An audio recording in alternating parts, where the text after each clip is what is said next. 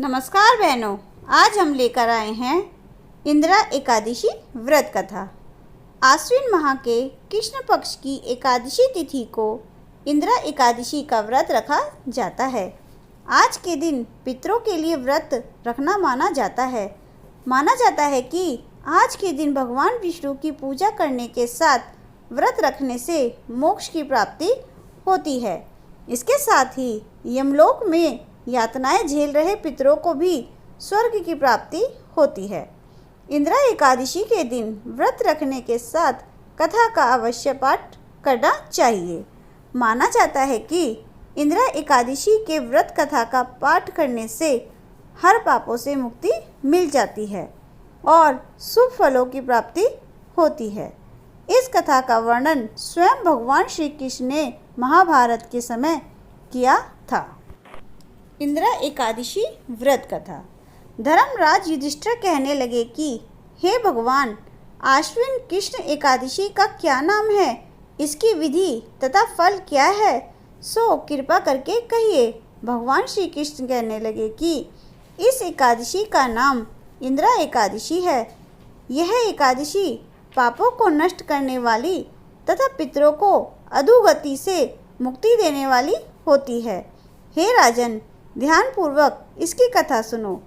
इसके सुनने मात्र से ही वायपेय यज्ञ का फल मिलता है।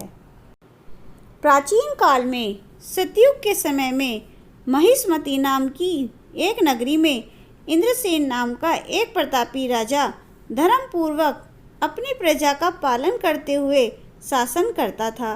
वह राजा पुत्र पौत्र और धन आदि से संपन्न और विष्णु का परम भक्त था।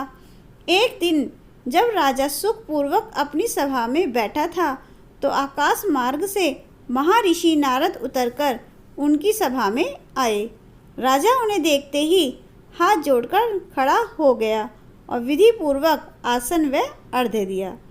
सुख से बैठकर मुनि ने राजा से पूछा कि हे राजन, आपके सातों अंग कुशल पूर्वक तो हैं, तुम्हारी बुद्धि धर्म में और तुम्हारा मन विष्णु भक्ति में तो रहता है। देव ऋषि नारद की ऐसी बात सुनकर राजा ने कहा, हे महर्षि, आपकी कृपा से मेरे राज्य में सब कुशल है तथा मेरे यहाँ यज्ञ कर्मादि सुकृत हो रहे हैं। आप कृपा करके अपने आगमन का कारण कहिए। तब ऋषि कहने लगे कि हे राजन, आप आश्चर्य देने वाले मेरे वचनों को सुनो। मैं एक समय ब्रह्मलोक से यमलोक को गया।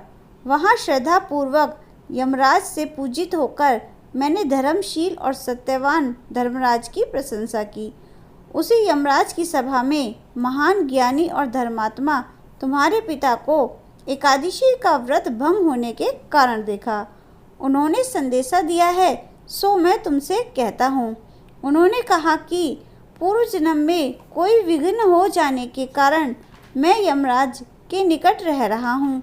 सो हे पुत्र, यदि तुम आश्विन कृष्णा इंदिरा एकादशी का व्रत मेरे निमित्त करो तो मुझे स्वर्ग की प्राप्ति हो सकती है।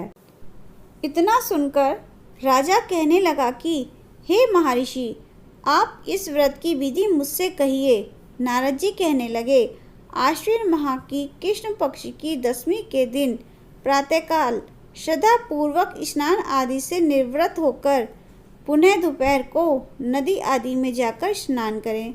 फिर श्रद्धा पूर्व पितरों का श्राद्ध करें और एक बार भोजन करें। प्रातःकाल होने पर एकादशी के दिन दातुन आदि करके स्नान करें। फिर व्रत के नियमों को भक्ति पूर्वक ग्रहण करते हुए प्रतिज्ञा करें कि मैं आज संपूर्ण भोगों को त्याग कर निराहार एकादशी का व्रत करूँगा। हे पुंडरीकाक्ष, मैं आपकी शरण में हूँ, आप मेरी रक्षा कीजिए। इस प्रकार नियम पूर्वक शालिग्राम की मूर्ति के आगे विधि पूर्वक श्राद्ध करके योग्य ब्राह्मणों को फलाहार का भोजन कराएं और दक्षिणा दें।